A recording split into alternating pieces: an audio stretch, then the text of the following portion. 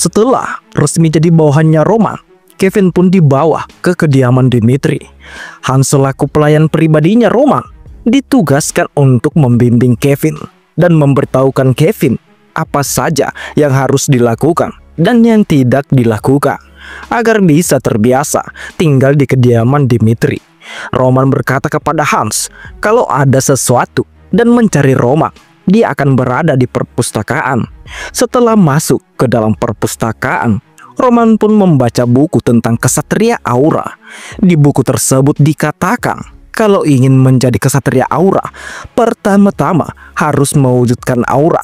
Dengan begitu, itu menjadi tanda sebagai kesatria aura bintang 1 dan menjadi kesatria aura bintang 2. Orang tersebut harus bisa memotong baja menggunakan aura. Kekuatan dan keintensitasan aura yang menentukan peringkatnya. Ketika dirimu menjadi kesatria aura bintang 3, kau sudah melampaui pemahaman pada umumnya dan kau akan menerima perlakuan khusus di dalam kerajaan. Ada kesatria bintang 6 di benua Salamander, tapi belum ada kisah tentang seseorang yang mencapai bintang 7 saat ini. Bahkan di antara ke-10 besar kesatria, tidak ada satupun yang mencapai bintang 6. Roman berkata dalam hatinya, kesatria bintang 6 dan peringkat. Karena sudah kupastikan kekuatan kesatria bintang 2 melalui Chris, bahkan Jonathan yang seorang kesatria bintang 3. Harusnya kekuatannya cuma setara dengan petarung kelas bawah. Fakta soal seseorang yang mencapai bintang 6 itu menandakan dirinya sudah melampaui kemampuan manusia. Api yang bisa dikeluarkan mereka dari pedangnya dalam radius 10 meter lebih dan dampak yang dihasilkan sangatlah luar biasa. Setelah selesai membaca buku tentang kesatria aura di perpustakaan, Roman meminta Hans untuk mencarikan tempat buat dirinya berlatih. Setelah menunjukkan tempatnya kepada Roman, Roman bertanya kalau tempat itu sebelumnya digunakan untuk apa. Lalu Hans berkata, ini workshop yang digunakan oleh Baron. Dia sangat melarang adanya orang luar dan bahkan udara tidak bisa masuk ke dalamnya.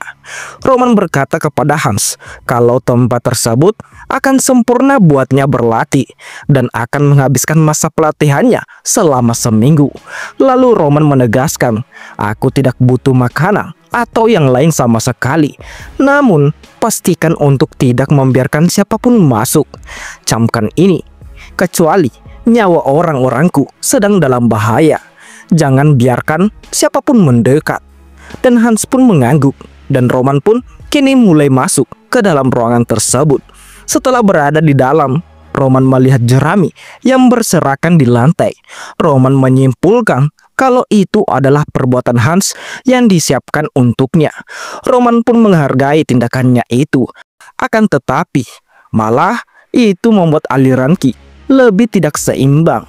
Jadi Roman pun menyingkirkan jerami tersebut dan Roman pun mulai bermeditasi, berkata dalam hatinya, sampai saat ini aku cuman mengumpulkan sejumlah mana yang minimum. Dengan menggunakan teknik Heavenly Demon dengan sempurna, aku harus memulai langkah pertama.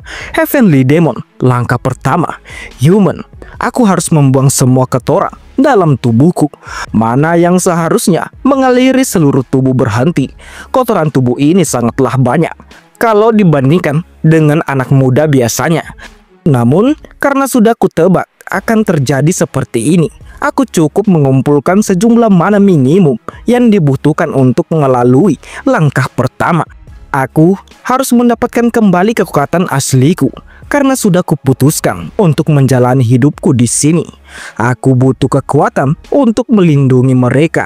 Memasuki tahapan Human cuman permulaan. Dan singkatnya, 1 minggu telah berlalu. Viscount dari wilayah Lauren dan putrinya bernama Flora berkunjung ke tempat kediaman Dimitri.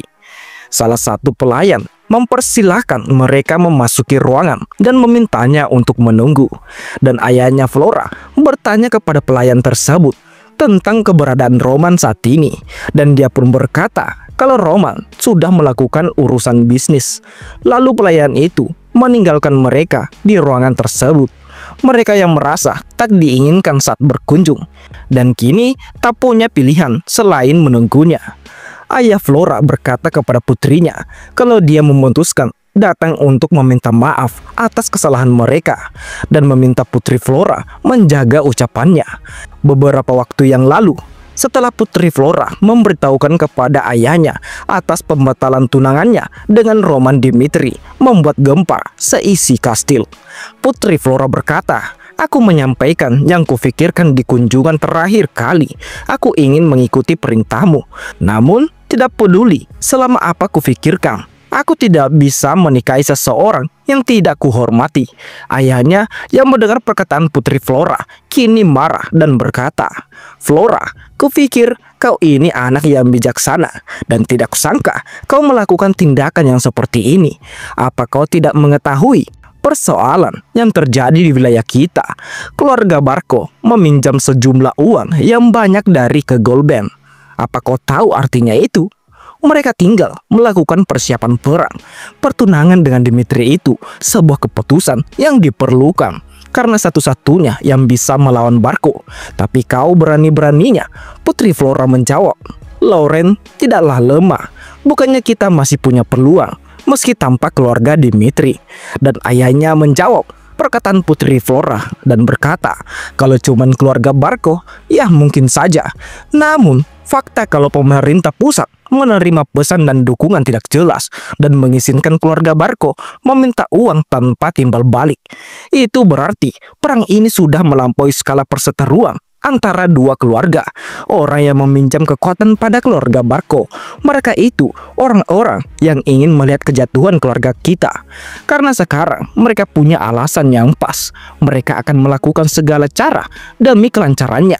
Tanah, kehormatan, bahkan dirimu yang disebut bunga Lauren." Putri Flora hanya bisa terdiam setelah mendengar perkataan ayahnya dan berkata dalam hatinya, "Meski aku tahu situasi wilayah kami dan yang difikirkan ayah ketika mengambil keputusan, meski aku mengetahui semua itu, aku mengabaikannya demi alasanku yang egois. Sadarlah, takkan ada yang tersisa kalau aku terpaku pada kebanggaan sebagai bunga Lauren." Dan di tempat lain, tepatnya di tempat Roman sebelumnya menjalankan pelatihan, terlihat Hans yang resah akan kedatangan putri Flora dan ayahnya. Dia tidak tahu apa yang harus dia lakukan saat ini karena Roman sebelumnya memerintahkan padanya bahwa jangan sampai mengganggu pelatihannya sampai waktu yang sudah ditentukan. Dan Hans yang panik karena putri Flora dan ayahnya sudah menunggu Roman dari pagi dan sekarang sudah akan berganti malam. Kini membuat mereka sangat kesal, dan tak lama kemudian pintu ruangan pelatihan Roman pun terbuka. Saat Roman keluar, Hans yang melihat keadaan Roman kini sangat terkejut.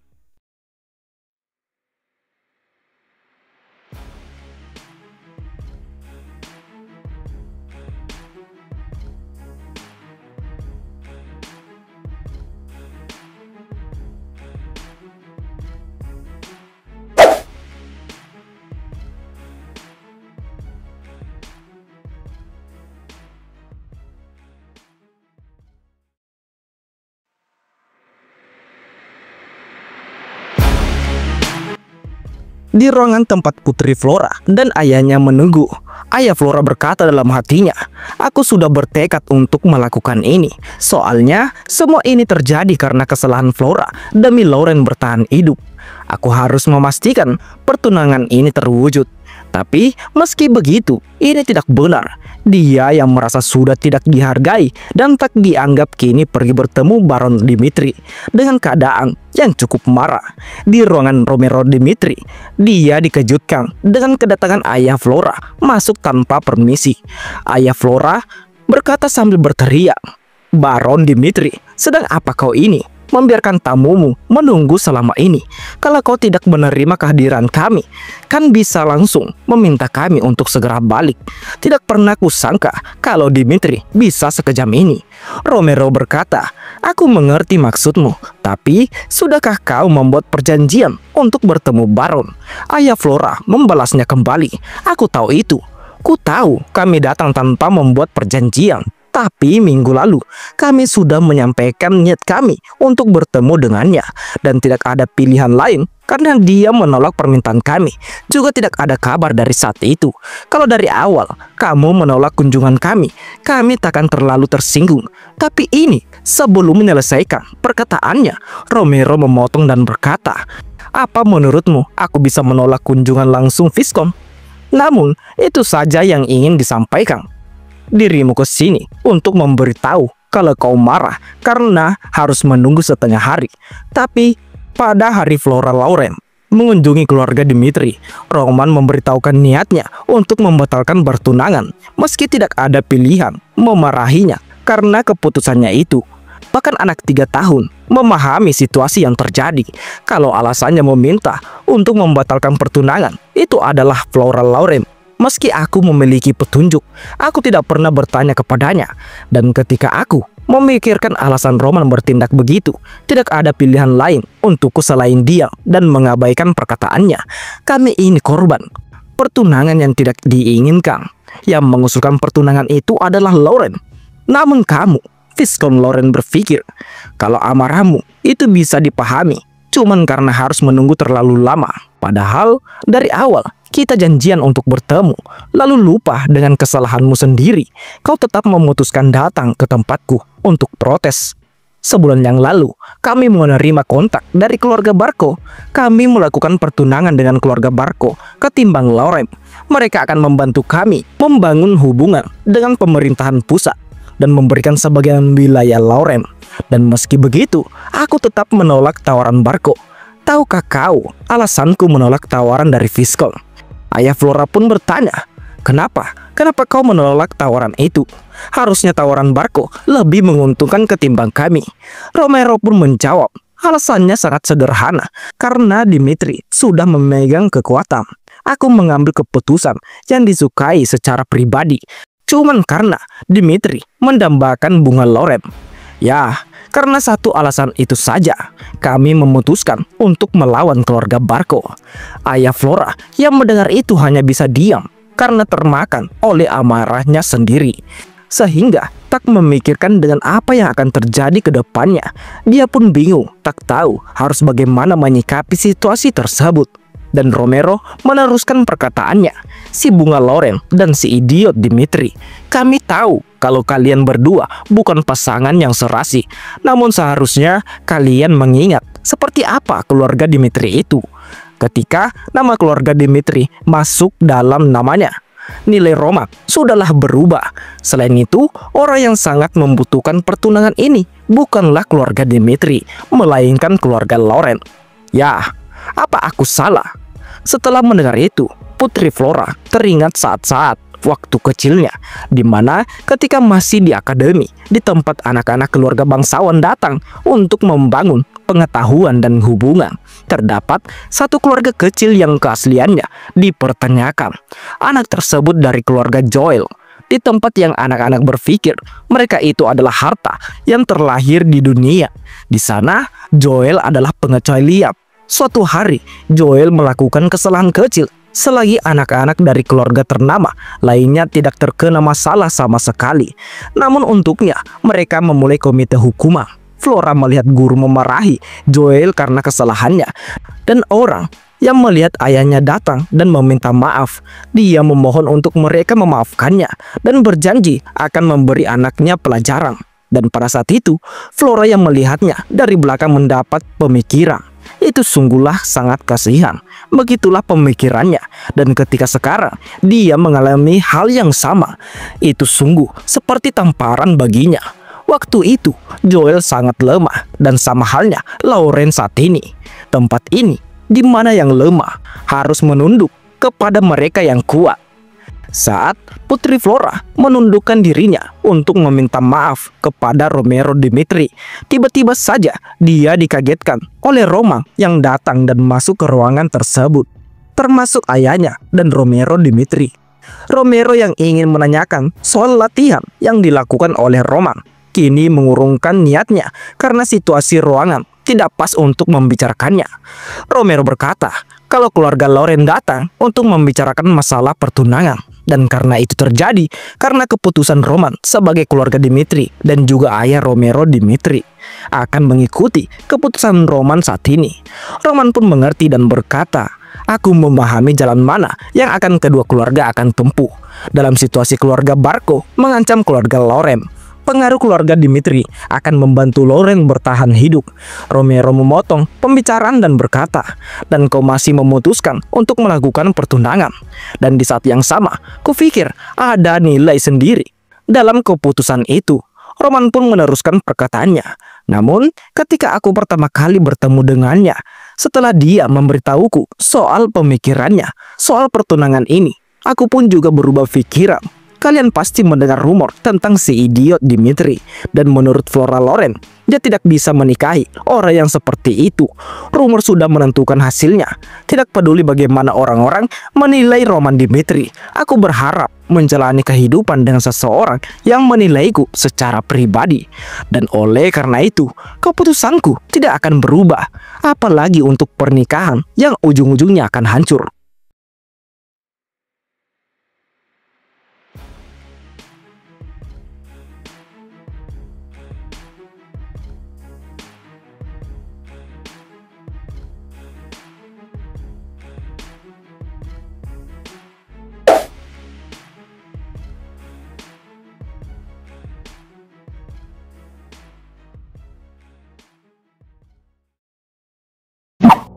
Per hari ini telah selesai.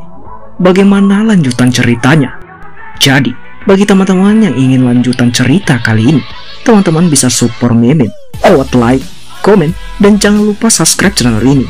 Dan bagi teman-teman yang ingin support beliin Mimin kopi, teman-teman bisa cek link di deskripsi. Di sana ada link sawernya Mimin. Oke, mungkin sampai di sini saja video kali ini. Terima kasih semuanya. See you next time. Bye bye.